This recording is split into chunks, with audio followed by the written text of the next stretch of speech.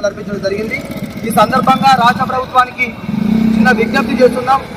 గౌరవ బట్టి విక్రమార్క గారు ఓటాన్ అకౌంట్ బడ్జెట్లో 2000 కోట్ల నిధులను రెండో విడత దళిత బంధు కోసం కేటాయించినట్లు చేసిన ప్రకటనను అప్పుడు మీ అందరం స్వాగతించినాం। నిన్నటికి నిన్న గౌరవ మంత్రి సీతక్క గారు 2000 కోట్ల నిధులను బడ్జెట్లో కేటాయించినాం, దళిత బంధు పథకాన్ని మేము కొనసాగిస్తామని చెప్పినప్పుడు మీ అందరం స్వీకరించినాం।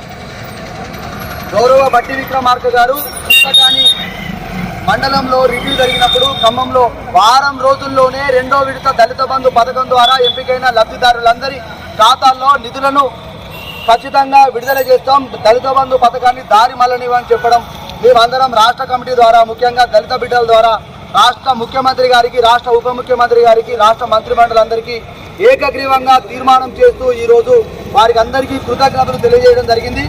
అయ్యా ముఖ్యమంత్రి గారు, డిప్యూటీ ముఖ్యమంత్రి గారు, మంత్రిమండలి అందరూ ఏదైతే దళితుల కోసం కేటాయించినటువంటి నిధులను 2000 కోట్ల నిధులను ఈ వారం రోజునే అందరికీ విడుదల చేసి దళితుల కుటుంబాల్లో వెలుగులు నింపే విధంగా మీరు చొరవ తీసుకోవాలని మేమందరం కోరుకుంటున్నాం। దాని ద్వారా ఖచ్చితంగా దళితుల పట్ల కాంగ్రెస్ పార్టీ ప్రభుత్వం పక్షపాతంతో కాకుండా మంచి ఒక వ్యవహారంతో ఉంది, వాళ్ళ మీద సౌకర్యం ఉందని చెప్పి ఉంటుందనేటువంటి దళితులు నమ్మబోతున్నారు। కాబట్టి ఆ ప్రకటన కొనసాగించే విధంగా నిధులు విడుదల చేయాలని కోరుకుంటున్నాం।